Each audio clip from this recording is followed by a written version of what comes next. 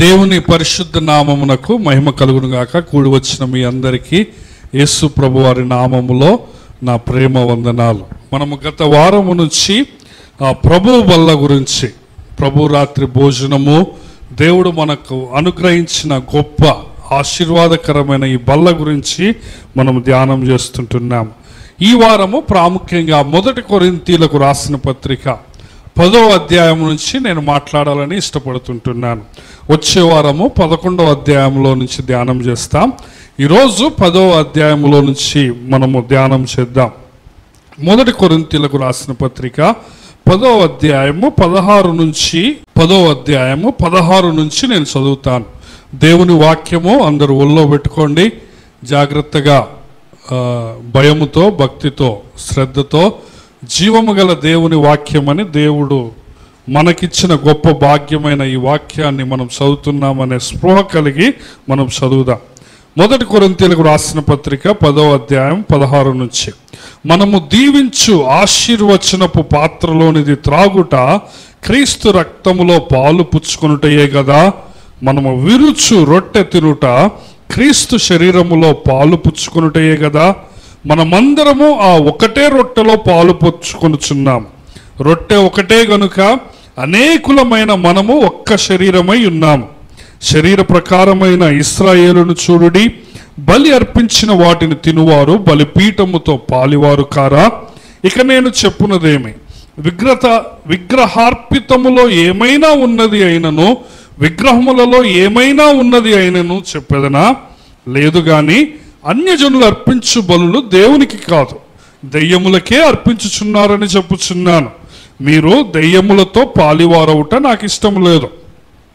మీరు ప్రభు పాత్రలోనిది, దెయ్యముల పాత్రలోనిది కూడా త్రాగనేరరు. ప్రభు బల్ల మీద ఉన్న దానిలోనూ, దెయ్యముల బల్ల మీద ఉన్న దానిలోనూ కూడా పాలు పొందనేరరు. ప్రభువునకు రోషము పుట్టించదమా? ఆయన కంటే మనము బలవంతులమా? అన్ని విషయముల యందు నాకు స్వాతంత్రము కలదు గాని అన్నీ చేయదగినవి కావు. అన్నిటి యందు నాకు స్వాతంత్రము కలదు గాని అన్నీ క్షేమాభివృద్ధి కలుగజేయవు. ఎవడునూ తన కొరకే కాదు, ఎదుటి వాని కొరకు మేలు చేయ చూచుకొనవలెను. మనస్సాక్షి నిమిత్తము ఏ విచారణ చేయక కటికవాని అంగడిలో అమ్మునదేదో దాన్ని తినవచ్చును. భూమియు దాని పరిపూర్ణతయు ప్రభువుని వై ఉన్నవి. అవిశ్వాసులో ఒకడు మిమ్మల్ని విందుకు పిలిచినప్పుడు వెళ్ళుటకు మీకు మనస్సుండిన ఎడల మీకు వడ్డించినది ఏదో దాన్ని గూర్చి మనస్సాక్షి నిమిత్తము ఏ విచారణ చేయక తినుడి. అయితే ఎవడైనను మీతో ఇది బలి అర్పింపబడినదని చెప్పిన ఎడల అట్లు తెలిపిన వాని నిమిత్తమును మనస్సాక్షి నిమిత్తమును తినకుడి.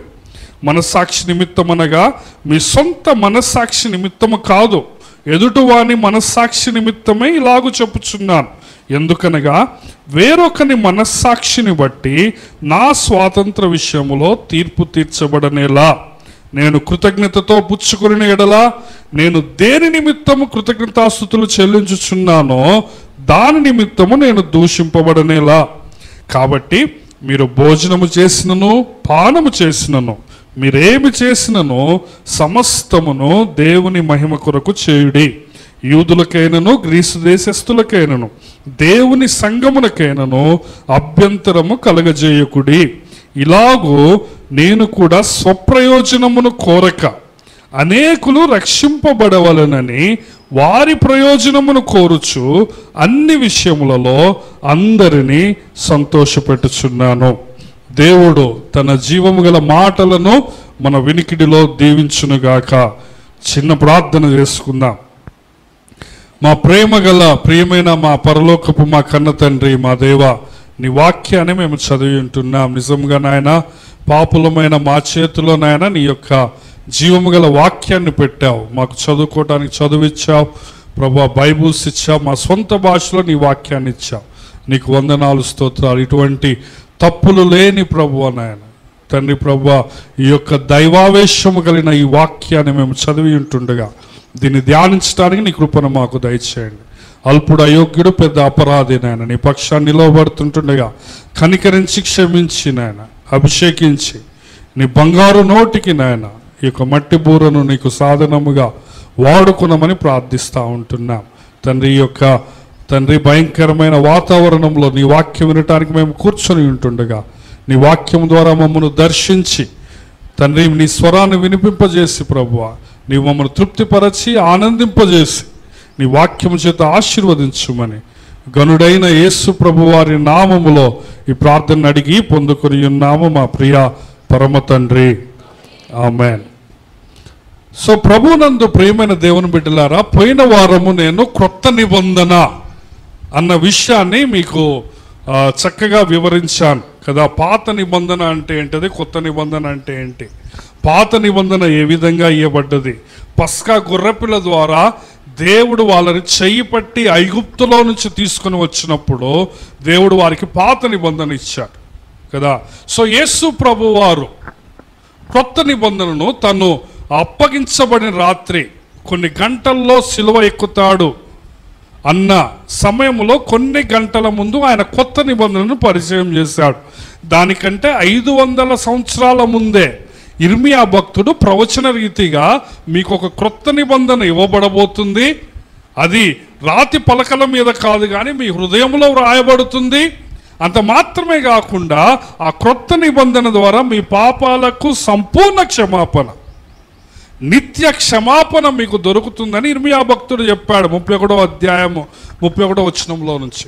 సో యేసు ప్రభు వారు దాని నెరవేర్పులో కొన్ని గంటలకు అప్పగించబడతాడనంగా ఆ క్రొత్త నిబంధనను ఆయన పరిచయం చేశాడు.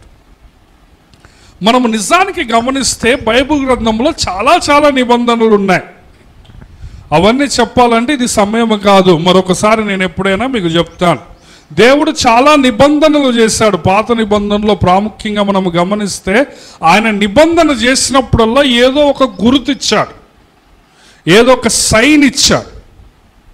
ఎగ్జాంపుల్ మనం గమనిస్తే నోవహు జలప్రలయము తర్వాత దేవుడు నోవహుతో నిబంధన చేస్తాడు, ఇక నేను మరెన్నటికీ మిమ్మల్ని ఈ విధంగా నాశనము చేయను అని నిబంధన చేసి ఒక గుర్తు ఇస్తాడు. ఆ గుర్తు ఏంటంటే ఇంద్రధనుస్సు.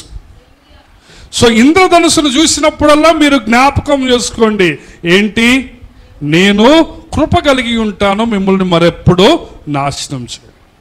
దేవుడు అబ్రహాముతో నిబంధన చేశాడు. అబ్రహాముతో నిబంధన చేసినప్పుడు అబ్రహాముకు కూడా ఒక గుర్తు ఇచ్చాడు, మీరందరూ సున్నతి చేసుకోవాలని చెప్పాడు.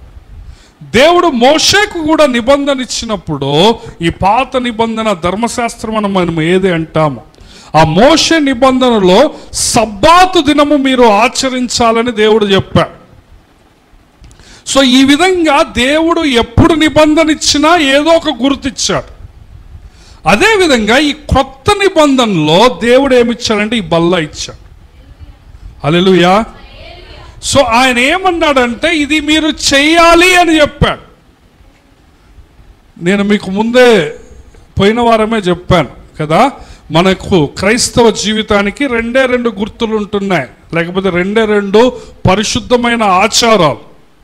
ఒకటి బాప్తిస్మము, రెండోది బల్ల. మనము వీటిని ఎందుకు చేస్తాము అంటే దేవుడు చెప్పాడు కాబట్టి చేస్తాం, ఆయనను జ్ఞాపకం చేసుకోవటానికి చేస్తాం.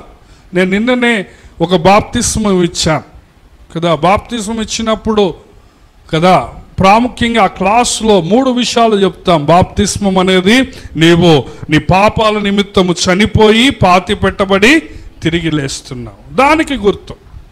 ఇంకా యేసు ప్రభు మరణించి పాతి పెట్టబడి తిరిగి లేచాడు అన్నదానికి గుర్తు. 3వదిగా మనం ఒక రోజు చనిపోతాము, పాతి పెట్టబడతాము, ప్రభు రాకడ ఆలస్యమైతే మరలా మనము లేచి నిత్యత్వము ఆయనతో యుగయుగాలు ఉంటాం. సో ఈ 3టికి గుర్తులుగా ఆ బాప్తిస్మం ఇవ్వబడ్డది. సో బల్ల క్రొత్త నిబంధన పరిచయం చేసినప్పుడు యేసు ప్రభు ఏమన్నాడంటే ఇది నా శరీరము, ఇది నా రక్తం. సో బైబిల్ గ్రంథం అంతా కూడా బల్ల గురించి చాలా విషయాలు రాయబడ్డాయి, కానీ మనం ఎక్కువగా బల్ల వర్తమానాలు వినము.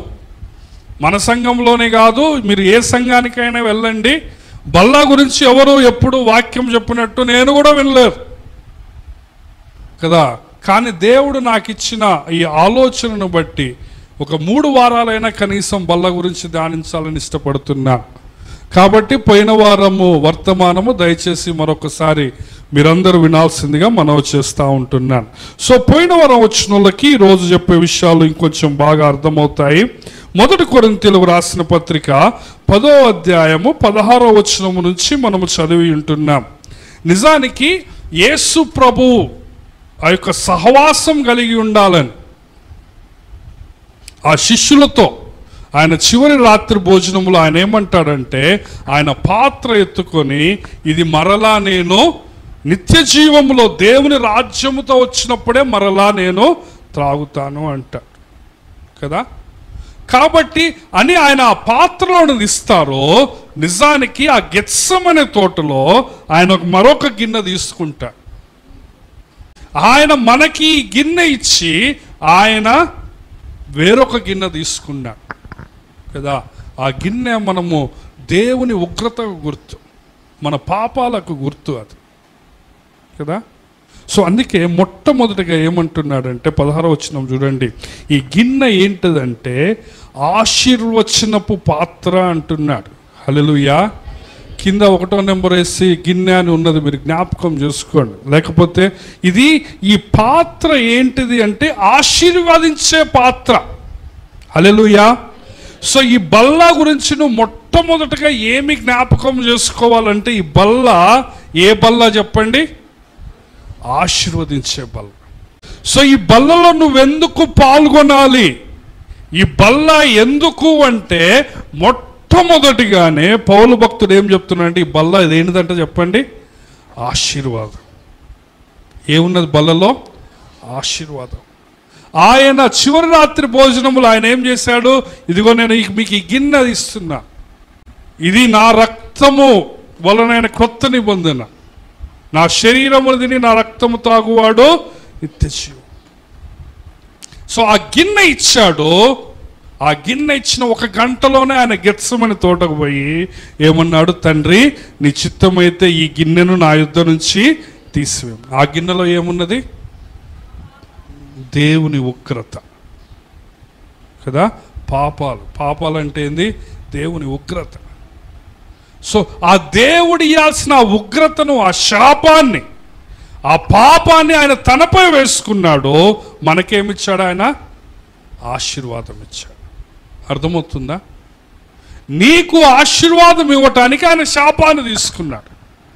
నీకు ఆశీర్వాదం ఇవ్వటానికి ఆయన పాపాన్ని తీసుకున్నాడు. నీకు ఆశీర్వాదం ఇవ్వటానికి ఆయన ఉగ్రతను తీసుకున్నాడు. నీకు ఆశీర్వాదం ఇవ్వటానికి ఆయన తండ్రి చేత వేరు చేయబడ్డాడు.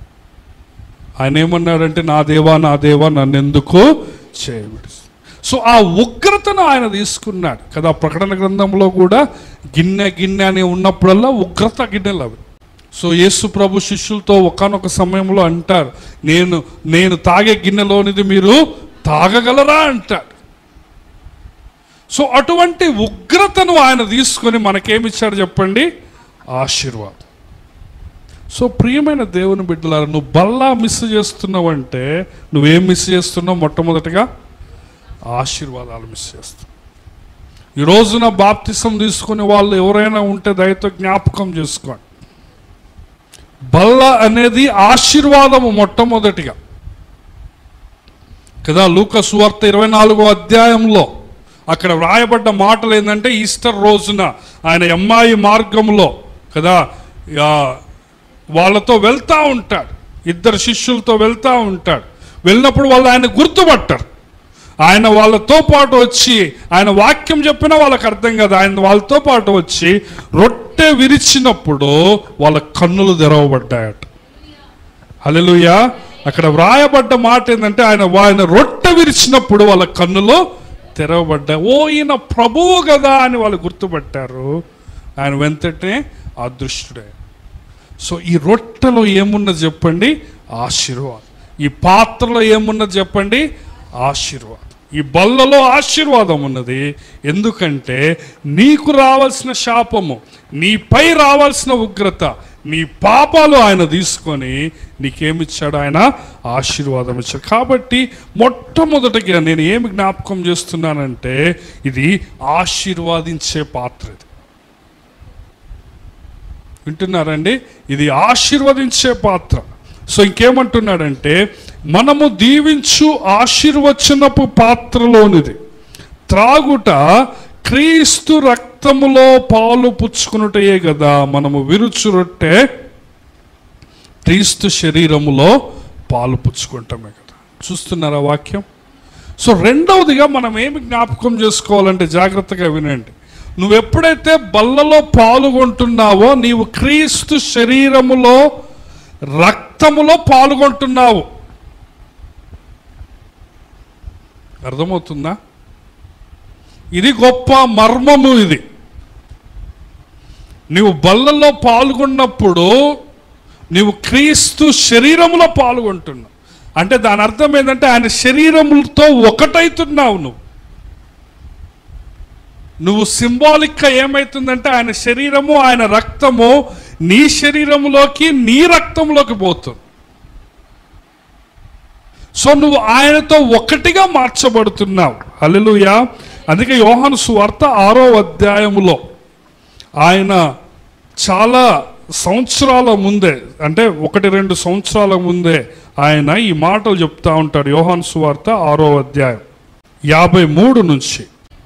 కావున యేసు ఇట్లనెను, మీరు మనుష్య కుమారుని శరీరము తిని ఆయన రక్తము త్రాగితేనే కానీ మీలో మీరు జీవము గలవారు కారు. నా శరీరము తిని నా రక్తము త్రాగువాడే నిత్య జీవము, అంత్యదినమున నేను వానిని లేపేదను. నా శరీరము నిజమైన ఆహారమును, నా రక్తము నిజమైన పానము. నా శరీరము తిని నా రక్తము త్రాగువాడు నా యందు,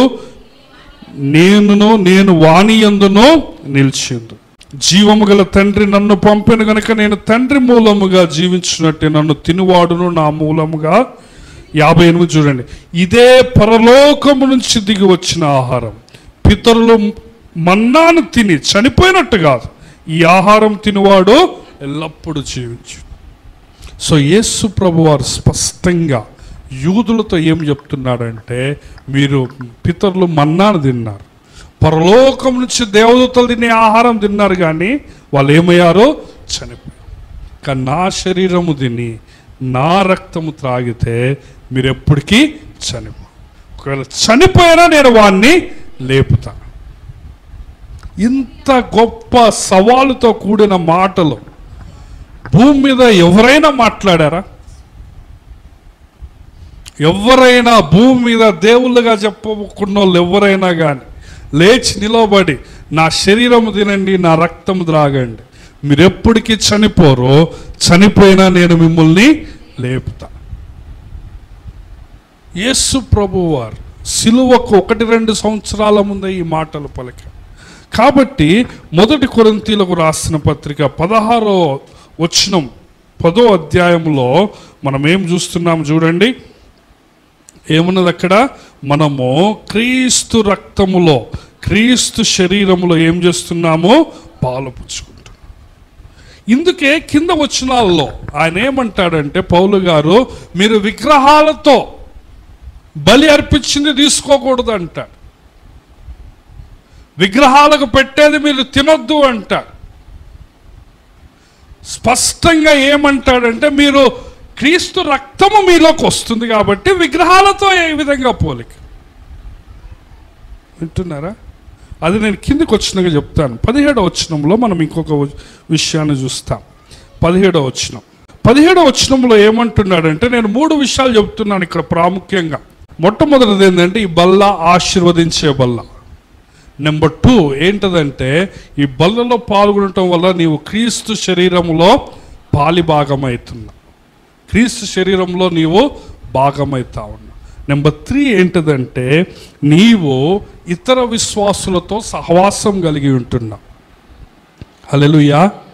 ఇతర విశ్వాసులందరూ కుటుంబంలో నీవు సభ్యుడిగా అవుతున్నావు. 17వ వచనం ఏమంటున్నాడంటే, మనమందరము ఆ ఒకటే రొట్టెలో పాలు పంచుకుంటున్నాం.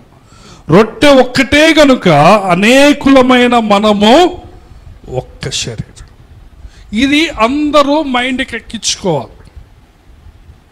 నీ కులం ఏదైనా, నీ మతం ఏదైనా, నీ ప్రాంతం ఏదైనా, నీ రంగు ఏదైనా, నీ భాష ఏదైనా, నీవు బల్లలో పాలు పొందితే నువ్వేమవుతున్నావు? ఒకటే శరీరముగా ఉంటావు. నువ్వు సార్వత్రిక సంఘమంతా కూడా ఒకటే శరీరం. ఏ ప్రాంతం వారైనా కానీ బల్లలో పాలు పుచ్చుకునే వాళ్ళంతా ఎవరు చెప్పండి? ఒకటే శరీరం. ఈ శరీరంలో మనము రకరకాల అవయవాలం కదా. పదే పదే బైబిల్ గ్రంథంలో నేను సాధ్యమైతే కొన్ని రెఫరెన్స్ చూపిస్తాను. క్రీస్తు సంఘమునకు శిరస్సు. సంఘము అనే శరీరానికి యేసు ప్రభు ఎవరు? శిరస్సు అని మనం పదే పదే చూస్తాం. కాబట్టి మనమంతా కూడా నువ్వొక సంఘము, నేనొక సంఘము, అదొక సంఘము కాదు. ఇదంతా ఒకటే సంఘము. మనమంతా ఎవరో చెప్పండి? అవయవం. నీవు ఒక శరీరములో ఒక భాగాన్ని, ఒక అవయవాన్ని. చేతికి దెబ్బ తగిలింది అనుకోండి, నాకెందుకు లేని ఈ చెయ్యి పట్టించుకోకుండా ఉంటుందా? ఈ చెయ్యి పోయి ఒత్తుతుందా? కొంచెం కన్ను నాకెందుకులే అని ఊకుంటుందా? కన్నులో నుంచి నీళ్ళు వస్తాయా? అవునా కదా? కంట్లోకి ఏదైనా పోతుంటే చెయ్యి అమ్మటే అడ్డం పోతుందా? పోదా? ఎందుకు? ఇదంతా ఏంటో చెప్పండి? ఒకటే శరీరం. అవునా కదా? మనం చాలాసార్లు మనకి కింద పడేటప్పుడు మనం ముందు చెయ్యి పెడతాం. ఎందుకు పెడతామో తెలుసా? తలకి దెబ్బ తగలకుండా మనం ఏం పెడతామో? చేయి పెడతాం. ఎందుకు? మన శరీరం ఏం చెప్తుంది? తలకి దెబ్బ తగిలితే ప్రమాదం ఎక్కువ కాబట్టి నువ్వేం పెట్టాలా? చేయి పెట్టాలా అని చెప్తుంది. సో ఇదంతా ఒకటే శరీరము. సో బల్లలో పాల్గొంది. చూడండి, ఎఫ్ఎస్సీలకు రాసిన పత్రికలో కొన్ని వచనాలు చూద్దాం మనం త్వరగా. ఎఫ్ఎస్సీలకు రాసిన పత్రిక 1వ అధ్యాయము 22-23 వచనాలు. సమస్తమును ఆయన పాదములకు, అంటే యేసు ప్రభు పాదాల కింద ఉంచి సమస్తము పైన ఆయన సంఘమునకు శిరస్సుగా నియమించును. ఆ సంఘము ఆయన శరీరము సమస్తమును పూర్తిగా నింపుచున్న వాని సంపూర్ణత అయి ఉన్నది కదా. 2వ అధ్యాయం రండి. ఎఫెసీయులకు రాసిన పత్రిక 2వ అధ్యాయం 15-16 వచనాలు. ఇట్లు సంధి చేయుచు ఆ ఇద్దరిని, ఈ ఇద్దరిని అంటే యూదులను అన్యులను అండి, తన యందు ఒక్క నూతన పురుషునిగా సృష్టించి తన శిలువ వలన ఆ ద్వేషమును సంహరించి దాని ద్వారా యూదులను అన్యులను ఇద్దరిని ఏక శరీరముగా చేసి దేవునితో సమాధానపరచవలనని ఇలాగు చేశాను. గనుక ఆయనయే మనకు సమాధానం. మరియు ఆయన వచ్చి దూరస్తులైన మీకును సమీపస్తులైన వారికిని సమాధాన సువార్త ప్రకటించు. సో ఈ శరీరంలో యూదుడని లేడు, అన్యుడని లేడు.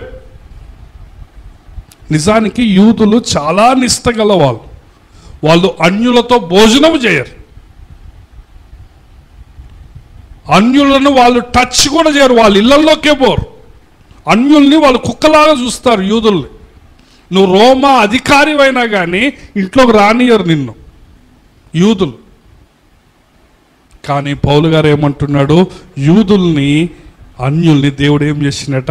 ఒక్కటి చేసి. ఎందుకంటే ఇద్దరికి ఒకటే సువార్త. హల్లెలూయా. నీది ఏ కులమైనా, ఏ దేశమైనా, ఏ ప్రాంతమైనా నీవు రక్షింపబడ్డది యేసు రక్తము ద్వారానే. నీవు యేసు శిలువ ద్వారానే నీ పాపాలు క్షమించబడ్డాయి. ప్రతి వారము నీవు ఆ రక్తాన్ని నీ శరీరంలోకి తీసుకుంటున్నావు. నీతో పాటు వాడు వేరే వాడు కూడా తీసుకుంటున్నాడు. అంటే దాని అర్థం ఏంది? మనమందరము ఒకటే శరీరం. నీవు యేసు ప్రభువులో ఏ విధంగా ఒకటో నీవు మరొక విశ్వాసి కూడా అదే. చూడండి, ఎఫెసీయులకు రాసిన పత్రిక 3వ అధ్యాయము 6వ వచనం. ఈ మర్మం ఏదనగా అన్యజనులు సువార్త వలన క్రీస్తు యేసునందు యూదులతో పాటు సమాన వారసులను ఒక శరీరమందలి సాటి అవయవములను వాగ్దానములను పాలివారై ఉన్నారు అంటున్నారు. ఆ రోజుల్లో యూదులు చాలామంది మేము గొప్ప గొప్ప అని మురుసుకునేటోళ్ళు. మా కులం గొప్ప, మాది అది గొప్ప అనేటోళ్ళు. అన్యులేమో మాకు డబ్బు ఉంది కదా, మాకు అది ఉంది, మాకు ఇది ఉంది అని అన్యులు మురుసుకునేటోళ్ళు. పౌలు గారు ఏమంటున్నాడు? ఇది మర్మము. అదేంటంటే యూదులతో పాటు అన్యులు కూడా ఎవరట? సమాన వారసులు, ఒకటే శరీరం. సో ప్రియమైన దేవుని బిడ్డ, సంఘములో ఉంటున్న నీకు, ఒకే బల్లలో పాల్గొంటున్న నీకు ఏ విధంగా నీవు నీ తోటి శరీర అవయవాన్ని చిన్న చూపు చూస్తావు? కులాన్ని బట్టి, మతాన్ని బట్టి, ప్రాంతాన్ని బట్టి. ఆ విధంగా ఏ విధంగా నీవు చిన్న చూపు చూడగలవు? ఎందుకు? అందరి కోసం యేసయ్య చనిపోయాడు. అందరూ ఒకే రక్తం ద్వారా కడగబడ్డారు. మీరందరూ ఎవరు చెప్పండి? ఒకే కుటుంబం. అందరూ ఒకే కుటుంబము అనండి, ఒకే శరీరము అనండి. కానీ ఆ యొక్క ఐకమత్యం సంఘంలో కనపడటంలో, సంఘాల్లో ఈరోజు చూస్తే చాలా గొడవలు, కులం ప్రకారం గొడవలు ఉంటున్నాయి. కులం గ్రూపులు కడుతున్నారు, ప్రాంతం గ్రూపులు కడుతున్నారు. కానీ దేవుని వాక్యం ఏం చెప్తుంది? మీరంతా ఎవరు చెప్పండి? ఒకటే శరీరం. నేను ఎఫ్ఎస్సి పత్రికలోనే చాలా వచనాలు చూపిస్తున్నాను. 4వ అధ్యాయాన్ని రండి. ఎఫ్ఎస్సిలోకి రాసిన పత్రిక 4వ అధ్యాయం 4 నుంచి చదువుతున్నాను. శరీరం ఒక్కటే, ఆత్మయు ఒక్కడే, పరిశుద్ధాత్మ ఒక్కడే, ఆ ప్రకారమే మీ పిలుపు విషయమై ఒక్కటే, మీ పిలుపు కూడా ఒక్కటే, మీ నిరీక్షణ ఒక్కటే. 5వ వచనం చూడండి. ప్రభువు ఒక్కడే. ఎంతమంది యేసు ప్రభువులు ఉన్నారు చెప్పండి? ఎంతమంది యేసు ప్రభువులు ఉన్నారు? ఒక్కడే. విశ్వాసం ఒక్కటే, బాప్తిస్మం ఒక్కటే. ఎన్ని బాప్తిసాలు ఉన్నాయి? ఆ కులం వాళ్ళకు ఒక బాప్తిస్మం, ఈ కులం వాళ్ళకు ఒకటే. చూడండి ఏమంటారు? ప్రభు ఒక్కడే, విశ్వాసం ఒక్కటే, బాప్తిస్మం ఒక్కటే. 6వ వచనం. అందరికీ తండ్రి అయిన దేవుడు ఒక్కడే. ఇక మీలో మళ్ళీ ఈ బల్లలో మీరు పాల్గొంటున్నారు. నీవు ఏ విధంగా కులాన్ని చూస్తావు? పెళ్ళిళ్ళల్లో కులం అని కొంతమంది కులం పట్టుకుంటారు. కులాన్ని నమ్మే నీవు యేసయ్య బిడ్డవు కాదు, గుర్తుపెట్టుకో. మా కులం మాది మనోడు అనేటోడు యేసయ్య బిడ్డవు నువ్వు కాదు. ఎందుకు? సంఘమంతా ఎవరు చెప్పండి? ఒకటే శరీరం. నువ్వు ప్రతి ఆదివారము కులానికి ఒక రొట్టె పెడుతున్నామా మనం? ఎన్ని రొట్టెలు చెప్పండి? ద్రాక్షరసం ఎన్ని గిన్నెలో నుంచి పోస్తున్నాం? ఇక్కడ ఒకటే గిన్నెలో కదా. ఇంకా చూపిస్తాను చూడండి. 4వ అధ్యాయం 25వ వచనం. ఎఫ్ఎస్సి 4:25. మనము ఒకరికొకరము అవయములై ఉన్నాము గనుక మీరు అబద్ధమాడుట మాని ప్రతివాడు తన పొరుగువానితో సత్యమే మాట్లాడు. 26. కోపపడుడి గాని పాపము చేయుకుడి, సూర్యుడు అస్తమించు వరకు మీ కోపము నిలిచి ఉండకూడదు, అపవాదికి చోటియకుడు. కాబట్టి మీరంతా ఒకటే శరీరము, ఒకటే అవయవాలు. కాబట్టి ఒక చెయ్యి కాలుతో ఏ విధంగా అబద్ధం ఆడుతుంది? ఒక చెయ్యి ఒక కాలు మీద ఏ విధంగా కోపం చూపెడుతుంది? కాబట్టి కోపపడ్డా కానీ పాపం చేయొద్దు. సూర్యుడు అస్తమించు వరకే కోపం ఉండాలి అంటున్నాడు కదా. 1 కొరింథీయులకు రాసిన పత్రిక 12వ అధ్యాయం 12వ వచనం. ఎలాగు శరీరము ఏకమై ఉన్ననో, చూస్తున్నారా?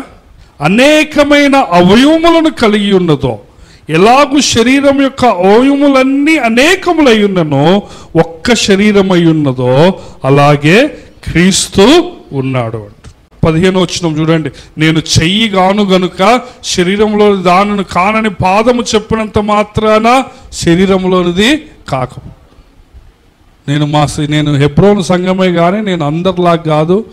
నేను చెయ్యిని, లేకపోతే నేను పాదాన్ని, నేను కిడ్నీని, నేను లివర్ని అని చెప్పినంత మాత్రాన ఏమని ఇంకా చాలా ఎక్స్ప్లెనేషన్ ఉంటుంది. చూడండి 17వ వచనం. శరీరం అంతా కన్ను అయితే వినుట ఎక్కడ? అంతా వినుట అయితే వాసన చూడటం ఎక్కడ?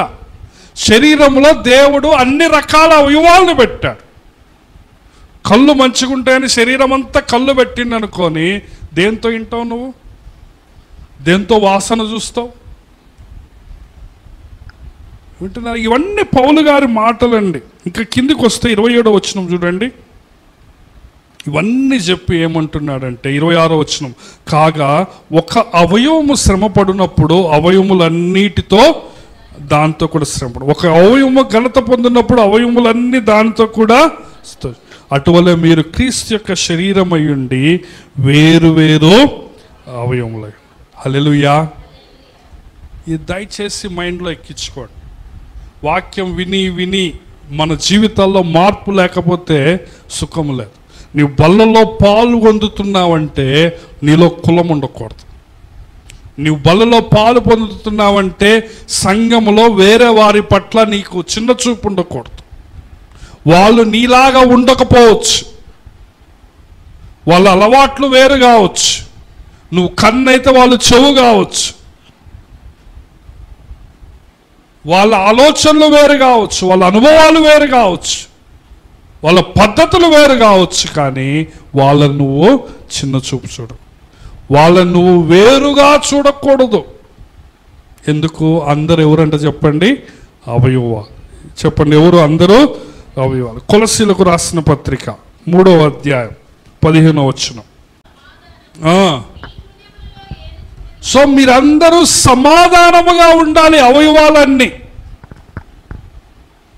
ఒక అవయవము శ్రమ పొందితే మరొక అవయవం కూడా శ్రమ, ఒక అవయవం ఘనత పొందితే వేరొక అవయవం కూడా ఘనత. చెయ్యి పోయి ఎగ్జామ్ రాసి వచ్చింది అనుకోండి,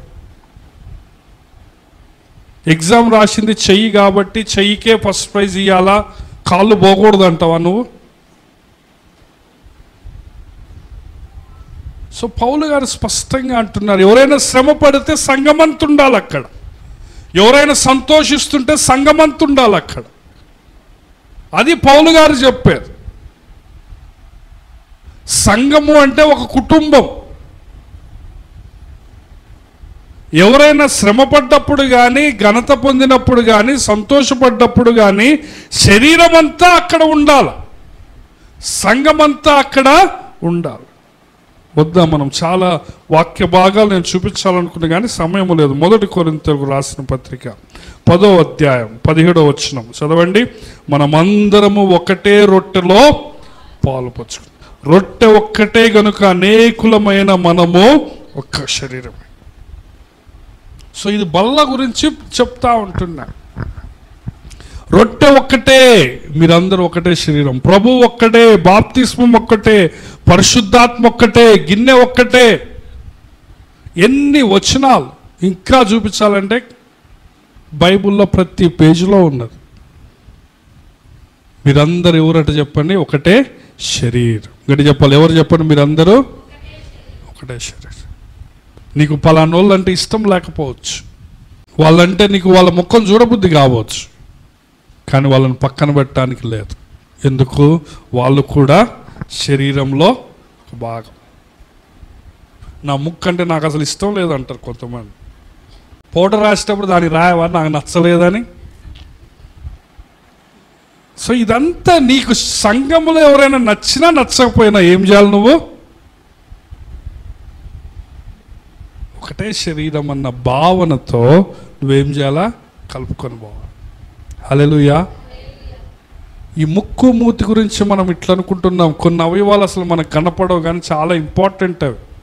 లివర్ ఎవరికైనా కనపడుతుందా? కిడ్నీలు కనపడతాయా?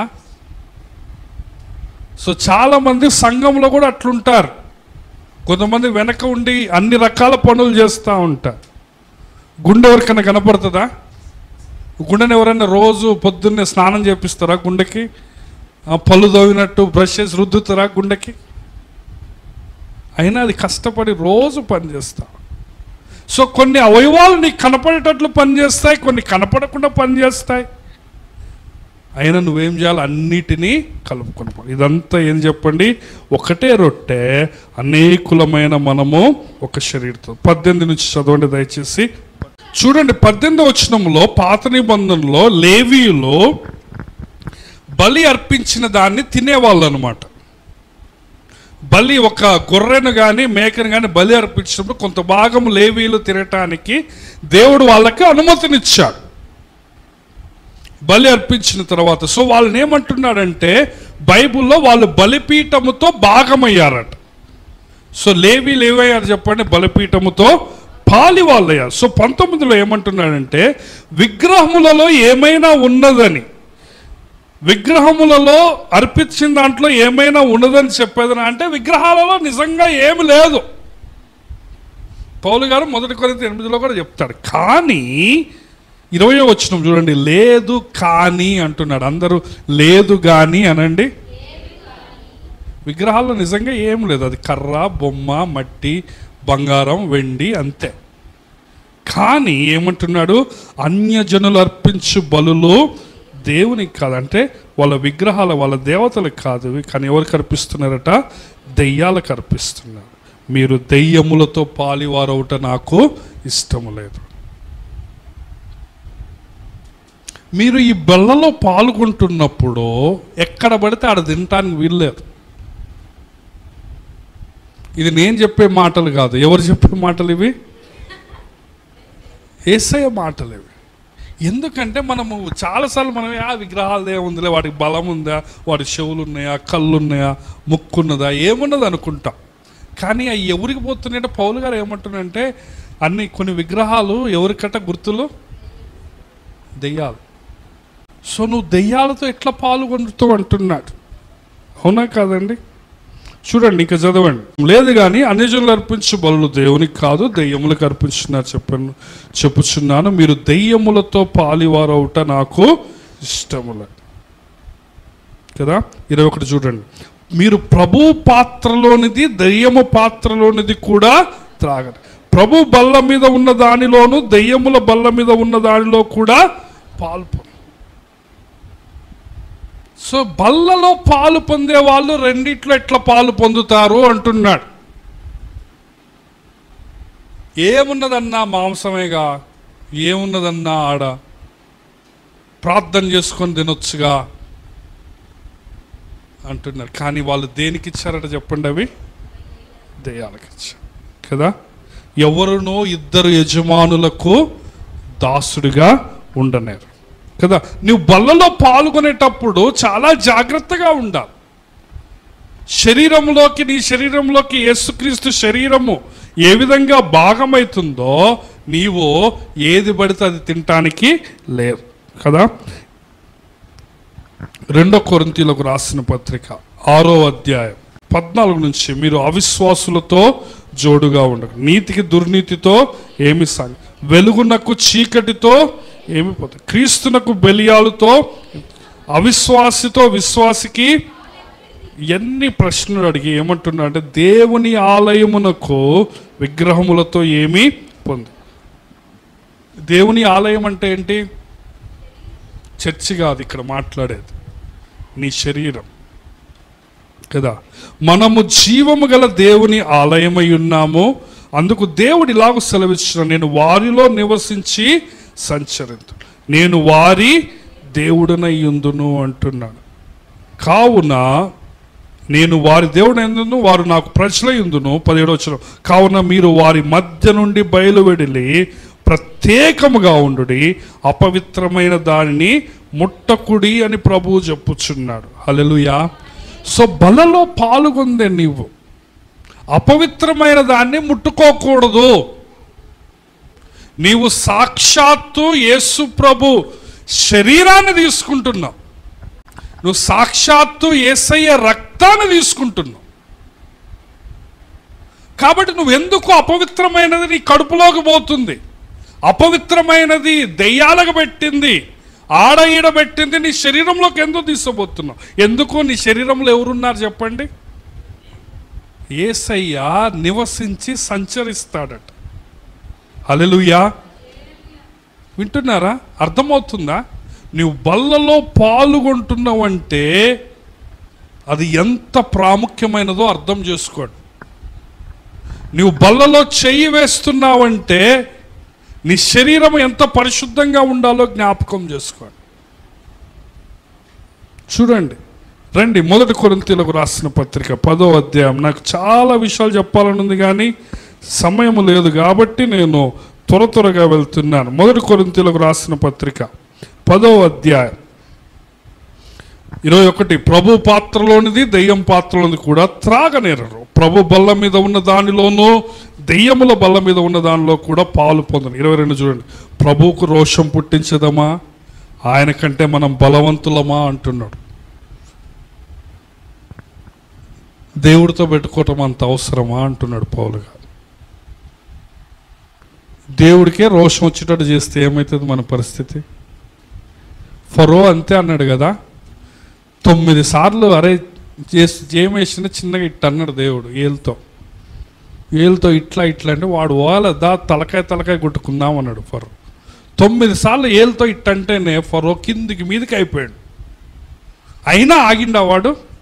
తలకాయ కొట్టుకోవాలన్నాడు. లాస్ట్కి ఏమైందంటే వాడి దేశంలో ఉన్న మగోళ్ళందరూ చనిపోయారు, ప్రథమ జ్యేష్ఠ సంతానం. సో దేవునికంటే ఎంత బలవంతులమండి మనం. పాత నిబంధనలో ఒకే ఒక్క దేవదూత ఒకే ఒక్క నైటు 180,000 మందిని చంపివేస్తాడు. మనము దేవునితో పోల్చుకుంటే మన బలం ఏ పాటిది? సో నీ శరీరాన్ని ఏ విధంగా ఉంచుకోవాలను? ఈ బల్ల తీసుకుంటున్న నీవు ఏదో ఆషామాషిగా, ఏదో బ్రేక్ఫాస్ట్ చేసినట్టు, ఇదేదో ఆషామాషిగా చేసేది కాదు. ఇది పరిశుద్ధమైనది. బల్ల ఏంటో చెప్పండి? పరిశుద్ధమైన. దేవునితో ఎందుకు పెట్టుకుంటున్నావు? దేవునికి ఎందుకు రోషం పుట్టిస్తున్నావు? దేవునికంటే నువ్వు బలవంతుడువా? సో దేవునితో ఎందుకు నువ్వు పెట్టుకునేది? బల్లలో పాల్గొంటున్నావంటే నీ శరీరం ఎంత పవిత్రంగా ఉండాలి. నీవు ఇతర విశ్వాసులు ఏ విధంగా చూడాలి? నీవు క్రీస్తు శరీరంలో పాల్గొంటున్నావు, ఇది ఆశీర్వదించే బల్ల. నువ్వు ఇతర విశ్వాసులతో ఒకే శరీరముగా ఉండాలా? అదే సమయంలో నీ శరీరంలోకి అపవిత్రమైనది ఎట్టి పరిస్థితుల్లో పోవటానికి లేదు. కొన్ని ప్రాక్టికల్గా కొన్ని విషయాలు చెప్తున్నాడు పౌలు గారు. చూడండి 23వ వచనం.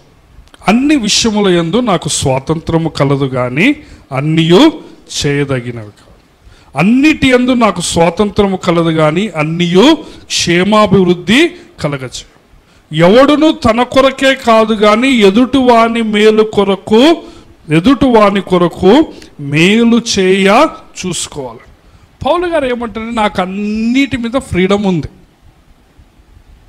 ఏ తిన్నా కానీ దేవుడు ఏమండు, దేవుడు నాకు ఆ ఫ్రీడమ్ ఇచ్చిండు. కానీ ఏమంటున్నాడంటే అన్నీ చెయ్యదగినవి కావు, అన్నీ మంచిగా, అన్నీ తినొచ్చు తాగొచ్చు కానీ అన్నీ కూడా చేయదగిన, అన్నీ మంచిగా. ఇంకేమంటున్నాడంటే అన్ని క్షేమాభివృద్ధి కలగజేయవట. ఈ క్షేమాభివృద్ధి నీ క్షేమాభివృద్ధి కాదు మాట్లాడేది, సంఘ క్షేమాభివృద్ధి. సంఘ క్షేమాభివృద్ధి కలగజేసేయే మీరు తినండి, మీరు తాగండి అంటున్నాడు పౌలు గారు. నీ కోసం నీవు ఆలోచించటము కాదు. ఎందుకు? ఇప్పుడు నాలుక కావాలని అడుగుతుంది, లివర్ వద్దంటది. గ్యాస్ అప్పటికే గ్యాస్ ఫుల్ బట్టి ఉంటుంది, గుండు సూది పెట్టి గుచ్చితే బయటకు వచ్చేటట్టు ఉంటుంది అని. అంత గ్యాస్ పట్టున్నా కానీ నాలుక కావాలంటే ఎట్ట కుదురుతుంది? సో నాలుక ఒక్కదాన్ని చూస్తావా, మొత్తం సంఘ క్షేమాభివృద్ధి చూస్తావా? నువ్వు శరీరం అంతా ఆలోచిస్తావా? చెప్పండి, నీ ఒక్కదాని గురించి చూసుకుంటావా? సో పౌలు గారు అదే అంటున్నాడు, సంఘ క్షేమాభివృద్ధి కోసం. 24 వచనం చూడండి. ఎవడు తన కొరకే కాదు కానీ ఎదుటి వాని కొరకు మేలు చేయ చూసుకోవాలి. హల్లెలూయా. కొన్ని వచనాలు చూపిస్తాను త్వరగా. రోమీలకు రాసిన పత్రిక 14వ అధ్యాయం 15వ వచనం. చూడండి. నీ సహోదరుడు నీ భోజన మూలముగా దుఃఖించినడలా నీవికను ప్రేమ కలిగి నడుచుకుని వాడవు కావు. నీవు నీ భోజనాన్ని బట్టి పక్కోడికి నువ్వు ఎందుకు దుఃఖం కలిగిస్తున్నావు? బల్లలో పాల్గొంటున్న నీవు ఒకే కుటుంబం, నీకు ఆత్రం ఆగక నువ్వు తినటం వల్ల పక్కనోడు బాధపడుతుండు. సో అప్పుడు నీలో ఏం లేదంటున్నాడు? క్రీస్తు ప్రేమ లేదు. చూడండి, ఎవని కొరకు క్రీస్తు, చూడాలి అందరు చూడాలి ఏమున్నది అక్కడ. ఎవని కొరకు క్రీస్తు చనిపోయెనో వానిని నీ భోజనం చేత పాడు చేయవాకంట. యేసు ప్రభువే వాడి కోసం చచ్చిపోతే నువ్వు ఒక గిన్నె కూరకాడ, ఒక కొంచెం గంట బువ్వ కాడ వాడిని ఎందుకు హర్ట్ చేస్తున్నావు? వాడి కోసం ఎవరు చచ్చిపోయారు చెప్పండి? వాడి కోసం ఎవరు చచ్చిపోయారు? యేసయ్య చచ్చిపోయాడు. అంత ఇంపార్టెంట్ వాడు మామూలోడు కాదు. వాడి కోసము సర్వ సృష్టికర్త అయిన యేసయ్య ఈ లోకానికి వచ్చి చనిపోయాడు. నువ్వు ఎవరైతే అనుకుంటున్నావో సంఘంలో, నువ్వెవరైతే తక్కువ కులం అనుకుంటున్నావో, నువ్వెవరైతే పేదోళ్ళు అనుకుంటున్నావో, నువ్వెవరైతే వాళ్ళు పుట్టి వేస్ట్గా అనుకుంటున్నావో, నువ్వెవరినైతే వాళ్ళు మంచోళ్ళు కాదనుకుంటున్నావో వాళ్ళ కోసం ఎవరు చనిపోయారు? కాబట్టి ఏమంటున్నాడంటే, ఎవని కొరకు క్రీస్తు చనిపోయెనో వానిని నీ భోజనం చేత పాడు చేయ. చూడండి 19 వచ్చిన ఎన్ని చెప్పి ఏమంటున్నాడు? కాబట్టి సమాధానమును పరస్పర క్షేమాభివృద్ధి కలుగజేయు వాటిని అనుసరణ. 20 వచ్చిన భోజనము నిమిత్తము దేవుని పనిని పాడు చేయ. చూసారా దేవుడు ఎంత స్పష్టంగా మాట్లాడుతున్నా? భోజనం కోసం దేవుడు పని పాడు చేయబాకు. మనకు మెయిన్ ప్రాబ్లం వచ్చేదేడా వాక్యం కాదు ఇంపార్టెంట్. ఏది ఇంపార్టెంట్ మనకి? భోజనం. గృహకూడికి ఉన్నది భోజనం ఉన్నదంటే అందరు వస్తారు. గృహకూడికి ఉన్నది భోజనం లేదంటే తగ్గిపోతారు అటెండెన్స్. కానీ దేవుని వాక్యం ఏమంటారు? భోజనం నిమిత్తము దేవుని పని పాడు చేయొద్దట.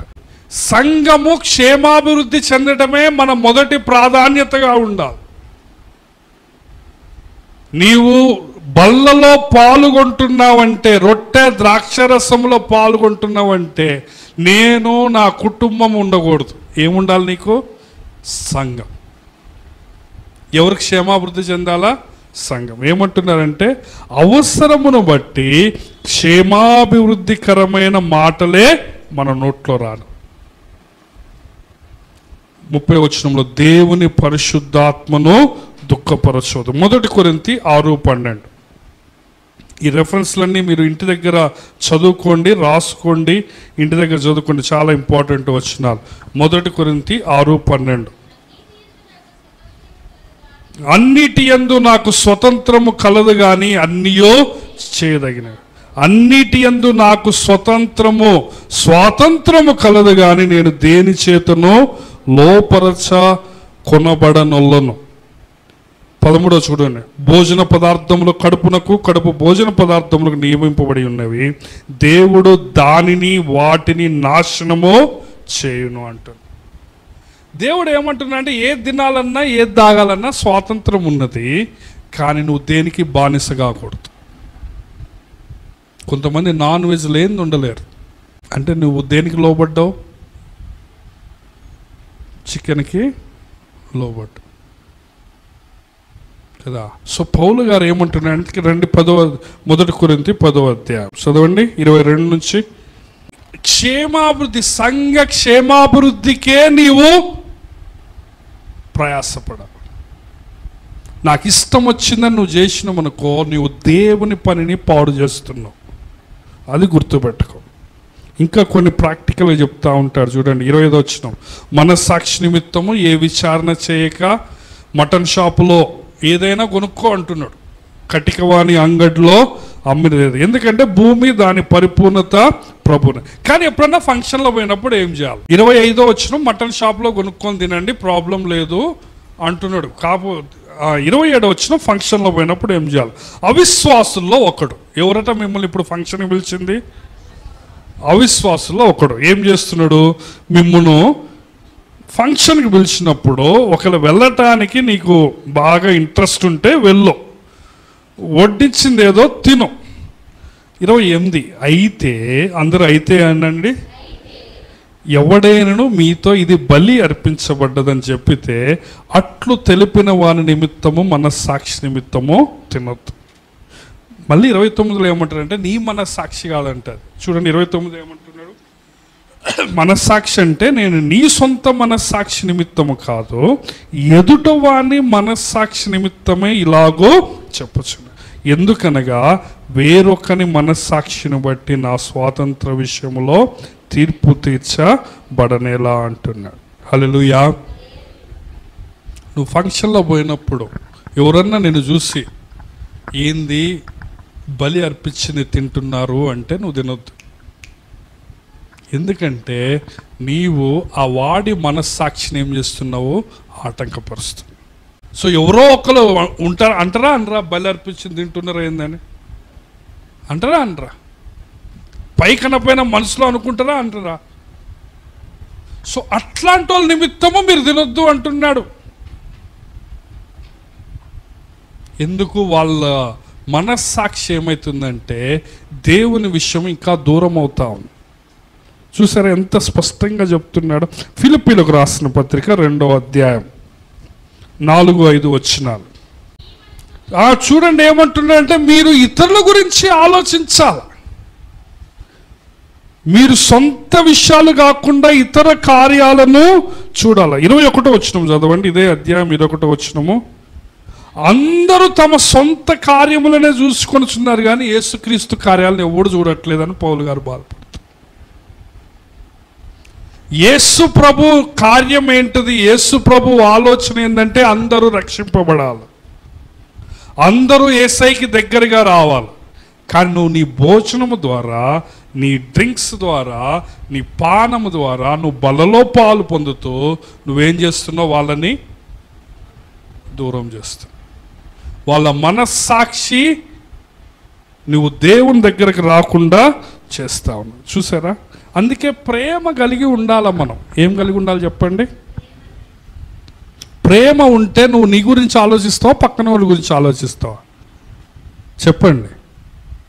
నీకు యేసయ్య మీద ప్రేమ ఉంటే యేసయ్యని అందరూ తెలుసుకోవాలని ఆశపడతావు. కాబట్టి నువ్వు బల్లలో పాల్గొనేవాడివి. ఇవన్నీ గమనించాలి. 1 కొరింథీయులకు రాసిన పత్రిక 8వ అధ్యాయం 10వ వచనం నుంచి చూడండి. నువ్వు ఎక్కడైనా పోయినావు అనుకో ఫంక్షన్కి, ఆ భోజనం ఆ టేబుల్లో కూర్చున్నావు, ఒకడు చూసిన ఎడలా, సో నిన్ను చూసినోడు ఇంకొకడు ఏమంటాడంటే నేను అన్ని చేయొచ్చు అనుకుంటాడు. వాడికి ఇంకా ధైర్యం వస్తుంది. నువ్వు కూర్చున్నావు, నీకు బలం ఉంది, నీకు విశ్వాసం ఉంది, నువ్వేం కాదని ప్రార్థన చేసుకొని తింటున్నావు. కానీ నీకంటే బలహీనుడు ఒకడు ఉన్నాడు. వాడు ఏమనుకుంటాడంటే అరే అన్న ఇది చేస్తానంటే నేను ఇది చేయొచ్చు, ఇంకొకటి చేయొచ్చు అనుకుంటా. చూడండి 11వ వచనం మరలా ఏమంటున్నాడు చూడాలి, అందరు చూడాలి దేవుని వాక్యం. అందువలన ఎవని కొరకు క్రీస్తు చనిపోయానో ఆ బలహీనుడైన ఆ నీ సహోదరుడు నీ జ్ఞానమును బట్టి నశించు. నువ్వు ప్రార్థన చేసుకొని తింటే ఏం కాదని నువ్వు తింటున్నావు, కానీ ఒకడు బలహీనుడు అన్న తింటున్నాను తిన్నాడు, వాడు ఏమైపోయాడు? నాశనం అయిపోయాడు. ఏమైంది చెప్పండి? చూడండి ఎంత భయంకరం. యేసయ్య వాని కోసం చనిపోతే నీ ద్వారా వాడు ఏమైపోయాడు? నాశనం అయిపోయాడు. సో చూడండి పౌలు గారు ఏమంటున్నాడు? ఇలాగూ సహోదరులకు విరోధముగా పాపము చేయుట వలన, వారి బలహీనమైన మనస్సాక్షి నొప్పించడం వలన మీరు క్రీస్తుకు విరోధముగా పాపం. ఇవన్నీ ఫంక్షన్లలో భోజనాల గురించి పౌలు గారు చెప్పారు. ప్రార్థన చేసుకొని తినొచ్చని నువ్వు పోతున్నావు, కానీ ఎవరో ఒకరు చూస్తున్నారు, వాడి మనస్సాక్షి నాశనం అవుతా ఉంది, వాడు దేవుని దూరంగా పోయిండు, వాడు నరకానికి పోయిండు, దాని ద్వారా నీకేమవుతుంది? పాపం. 13వ వచనం చూడండి పౌలు గారు ఏమంటుండో. కాబట్టి భోజన పదార్థం వల్ల నా సహోదరునికి అభ్యంతరం కలిగినలా నా సహోదరునికి అభ్యంతరము కలగజేయకుండాటకే నేను ఎన్నటికీ మాసలేను. పౌలు గారికి మాంసం తినను అన్నాడు. ఇంక నేను వెజిటేరియన్ అన్నాడు పౌలు గారు. ఎందుకు?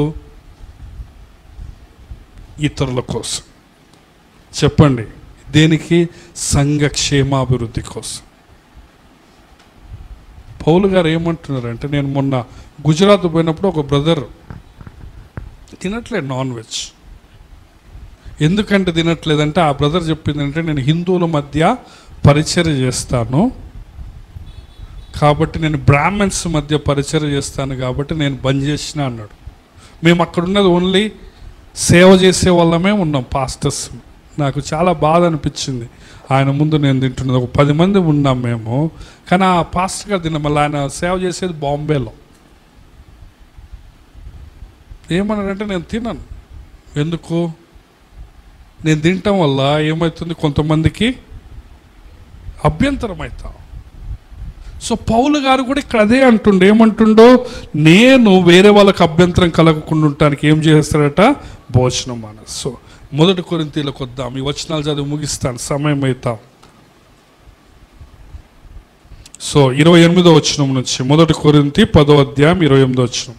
అయితే ఎవడైనను మీతో ఇది బలి అర్పించబడిందని చెప్తే అట్లు తెలిపిన వారి నిమిత్తమును మనస్సాక్షి నిమిత్తమును తినబాకు. మనస్సాక్షి నిమిత్తం అంటే మీ సొంత మనస్సాక్షి నిమిత్తము కాదు, ఎదుటివాని మనస్సాక్షి నిమిత్తమే ఇలాగు చెప్పుచున్నాను. ఎందుకనగా వేరొకని మనస్సాక్షిని బట్టి నా స్వాతంత్ర విషయంలో తీర్పు. 30వ వచనం. నేను కృతజ్ఞతతో పుచ్చుకునేలా నేను దేని నిమిత్తం కృతజ్ఞతాస్తుతులు చెల్లించున్నానో దాని నిమిత్తము నేను దూషింపబడి. 31. కాబట్టి మీరు భోజనము చేసినను పానము చేసినను మీరేమి చేసినను సమస్తమును దేవుని మహిమ కొరకై చేయడు. హల్లెలూయా. సో నువ్వేం చేసినా ఎవరి కోసం చేయాలట, దేవుని మహిమ కోసం. 32. యూదులకైనను గ్రీసు దేశస్థులకైనను దేవుని సంగమునకైనను అభ్యంతరము కలగజేయకూడదు. హల్లెలూయా. ఎవరికి అభ్యంతరం చేయొద్దు. సంఘానికి అభ్యంతరం కాకుండా చూసుకోండి. ఎందుకు? దేవుని సేవ పాడైపోతుంది. నీ వల్ల దేవుని సేవ పాడు కావటము మంచిది కాదు, అది నీకు ఆశీర్వాదం కాదు. హల్లెలూయా. చూడండి 33వ వచనం చదవండి. సో పౌలు గారు ఏమంటుండంటే, ఎందుకు పౌలు గారు ఇంత కష్టపడుతున్నాడంటే అందరు రక్షింపబడాలి. దేనికి చెప్పండి? దేనికి? అందరూ రక్షింపబడాలి. సో ఇతరులు రక్షింపబడటానికి, ఇతరులు మేలు పొందటానికి నువ్వు ఒక మాంసం బంద్ చేయలేవా? ఇతరులు మేలు పొందటానికి నువ్వు కొన్ని ఫంక్షన్స్ బంద్ చేయలేవా? 1 కొరింథీ పక్క పేజీలో చూడండి. 1 కొరింథీ 9వ అధ్యాయం 19వ వచనం. నేను అందరి విషయమై స్వతంత్రుడనై ఉన్నను, ఎక్కువ మందిని సంపాదించుకున్నటకై అందరికీ నన్ను నేను దాసునిగా చేసుకుంటుని అంటున్నాడు. సంపాదించాల, డబ్బులు కాదు, మనుషుల్ని సంపాదించాలి. ఇది పౌలు గారి ఆలోచన. ఇదంతా బల్లా గురించి చెప్పినప్పుడే చెప్తా ఉన్నా. ఏమంటున్నాడు? 1 కొరింథీ 10:33లో అనేకులు రక్షింపబడవలనని వారి ప్రయోజనమును కోరుచు అన్ని విషయములలో అందరినీ సంతోషపెట్టుచు. సో ప్రియమైన దేవుని బిడ్డలారా, ఈరోజు నేను 4 విషయాలు చెప్పాను బల్ల గురించి. మొట్టమొదటిది ఏంటంటే అది ఆశీర్వాదకరమైన. ఏంటో చెప్పండి? రెండవది, నువ్వు క్రీస్తు శరీరంలో భాగమవుతావు. మూడవది, నువ్వు ఇతర విశ్వాసులతో ఒకటిగా మారుతున్నావు. నాలుగవది ఏంటంటే నీ శరీరంలోకి అపవిత్రమైన దాన్ని రానియదు. బలలో పాలు పొందుతుంది. ఇవన్నీ పౌలు గారు ఎక్కువగా 2 వచనాలు, ఒక 2 పాయింట్లు, నేను చెప్పిన 2 పాయింట్లు ఒకే వచనంలో చెప్పాడు. 3వ పాయింట్ 17వ వచనము చెప్తున్నాడు. 4వ పాయింట్ కోసము దగ్గర 12 వచనాలు చూపించాడు. సో చెప్తారా మనం బల్ల గురించి ఈరోజు ఏమేమి చేసుకున్నాం? 4 విషయాలు. మొట్టమొదటిది ఏంటి? బల్ల ఏంటిది? ఆశీర్వాదకరమైనది. రెండోది, క్రీస్తు శరీరంలో నీవు భాగమవుతుంది. మూడవది, ఒకళ్ళ విశ్వాసులతో ఒకరు నీవు ఒకే శరీరముగా మార్చబడుతున్నావు. కాబట్టి 4వది ఏంటి? నీ శరీరంలోకి అపవిత్రమైనది పోకూడదు. మళ్ళా నువ్వు ఎవరి కోసం కష్టపడాలా? ఇతరుల కోసం, ఇతరులను రక్షించాలని, ఇతరులను సంపాదించాలి. 2 తలలో ఉంచండి, కళ్ళు మూసుకోండి. విన్న వాక్యాన్ని బట్టి మన హృదయాలు పరీక్ష చేసుకుని ఒక 2 నిమిషాలు ఈ బల్ల ఆశీర్వాదం, నువ్వు ఆశీర్వాదం ఎందుకు పోగొట్టుకుంటున్నావు? ఈ బల్లలో నువ్వు పాల్గొంటున్నప్పుడు క్రీస్తు శరీరంలో నీవు భాగంగా అవుతా ఉన్నావు. ఆయన శరీరము నీ శరీరంలోకి వస్తా ఉంది. ఆయనతో నీవు సహవాసం కలిగి ఉన్నావు. మూడవది, ఇతర విశ్వాసులతో నీవు పాలి భాగస్థుడవు. ఇతర విశ్వాసులతో నీవు భాగము, ఒకే శరీరంలో రకరకాల అవయవాల వలె నీవు ఉన్నావు. అపవిత్రమైనది నీ శరీరంలోకి పోనీయబాకు. ఎందుకంటే నీకు ఒకే ఒక్క గోల్ ఉండాలి. అదేంటంటే అనేకులు రక్షింపబడాలి, ఎవరు అభ్యంతరపడకూడదు. కాబట్టి ప్రియమైన దేవుని బిడ్డలారా, గతంలో నీ జీవితంలో ఎవరైనా అభ్యంతరపరచబడితే దయచేసి దేవుని క్షమించమని అడుగు. దేవా, నేను ఫలానోళ్ళని అభ్యంతరపరిచాను, నా యొక్క భోజనం వలన, నా యొక్క పానీయము వలన ఫలానోళ్ళకి నేను నాయన సాక్ష్యంగా నిలబడలేకపోయాను, నన్ను క్షమించు. నీవు దేనికైనా బానిసగా అవుతున్నావా? ఒకసారి అందరు తీర్మానం చేసుకోండి. దయచేసి దేవునితో మాట్లాడండి. బల్లలో పాల్గొంటా. ఒకవేళ నీవు ఇంతవరకు బాప్తిస్మం తీసుకోకపోతే బాప్తిస్మం తీసుకోవడానికి తీర్మానం చేసుకో. ఎందుకంటే ఇది ఆశీర్వాదకరమైనది. దయగలిగిన తండ్రి, ప్రేమగల ప్రభువా, గొప్ప దేవా, గొప్ప తండ్రి, నాయన విన్న వాక్యాన్ని మా జీవితాల్లో ఫలింపచేయండి. నాయన నూరంతల ఫలము తీసుకుని రావటానికి నీ కృపను మీరు దయచేయమని ప్రార్థిస్తూ ఉంటున్నాం తండ్రి. విశ్వాసులమైన మేము నాయన అవిశ్వాసులతో పాలు కాకుండా ప్రభు, నాయన దెయ్యములతో పాలు పొందకుండా నీ కృపను మీరు మాకు దయచేయండి తండ్రి. అనేకులను రక్షించటానికి ప్రభు, అనేకులను సంపాదించటానికి ప్రభు, మమ్మను మేము కష్టపెట్టుకోవటానికి, మమ్మను మేము నల్లగొట్టుకోవటానికి మాకు అటువంటి త్యాగపూరితమైన మనస్సును మీరు దయచేయమని ప్రార్థిస్తూ ఉంటాను తండ్రి. ప్రభువా, జ్ఞాపకం చేసుకోండి. నేను పౌలు గారికి ఉన్న త్యాగము మాకు దయచేయండి. నేను పౌలు గారు నాయన ఎంతో ప్రయాసపడ్డాడు, ఎంతో శ్రమపడ్డాడు. ఎందుకంటే నాయన అనేకుల్ని రక్షించటానికి ఏ విధము చేతనైనా నాయన ఒక ఆత్మనైనా రక్షించాలని పౌలు గారు ప్రయాసపడుతూ వచ్చారు. నాయన మేము పేరుకు విశ్వాసులమని ఎన్నో సంవత్సరాల నుంచి చెప్పుకుంటున్నాం, కానీ ఒక్క ఆత్మను కూడా సంపాదించలేకపోయాం. దయతో క్షమించండి నాయన. మా జీవితాలను సరిచేయండి నాయన. మా జీవితాలు నీకు ఇంపుగా ఉండటానికి నీ కృపను దయచేయండి. మాలో ఉన్న స్వార్థాన్ని తీసివేయండి నాయన. నేను, నా కుటుంబము, నా శరీరము, నా కులము, అటువంటి స్వార్థాలు, పాపము, అటువంటి విరోధమైన ఆలోచనలు ఉంటే దాన్ని దహించి వేయమని ప్రార్థిస్తూ ఉంటున్నాను తండ్రి. ప్రభా, మీకు రోషం పుట్టించకుండా ప్రభా మీ కృపను మాకు దయచేయమని నీకే వందనాలు, స్తుతులు, స్తోత్రాలు చెల్లిస్తూ యేసు ప్రభు వారి శక్తిగల నామములో ఈ ప్రార్థన అడిగి వేడుకొనుచుంటున్నాము పరమ తండ్రి. ఆమేన్.